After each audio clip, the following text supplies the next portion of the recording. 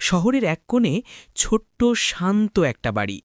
সেখানে নিজের পড়ার ঘরে চুপচাপ বসে আছে আরিয়ান। টেবিলের ওপর বই খোলা, কিন্তু তার মন অন্য কোথাও। বাইরে থেকে দেখলে মনে হয় একজন শান্ত মেধাবী ছাত্র, কিন্তু ভেতরে ভেতরে সে এক বিশাল অপরাধ জগতের গ্যাং লিডার।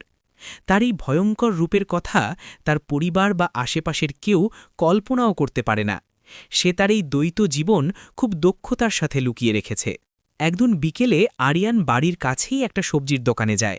তার মা তাকে কিছু সবজি কিনতে পাঠিয়েছিলেন। সে তখন সাধারণ জিন্স আর টি শার্ট পরা, হাতে একটা বাজারের ব্যাগ। আরিয়ান এক মনে সবজি বেছে নিচ্ছিল। এমন সময় পেছন থেকে কেউ তার নাম ধরে ডাকে। ফিরে তাকাতেই আরিয়ান দেখল রিয়া দাঁড়িয়ে আছে। রিয়া তার কলেজের সহপাঠী। তাদের মধ্যে একটা সাধারণ বন্ধুত্ব ছিল, কিন্তু রিয়া মনে মনে আরিয়ানকে খুব পছন্দ করত। রিয়াকে দেখে আরিয়ান কিছুটা অবাক হলেও মুখে একটা হালকা হাসি এনে কথা বলা শুরু করল। তাদের মধ্যে কিছুক্ষণ সাধারণ কথাবার্তা হলো, পড়াশুনো, কলেজ আর অন্যান্য কিছু বিষয়। রিয়া হাসি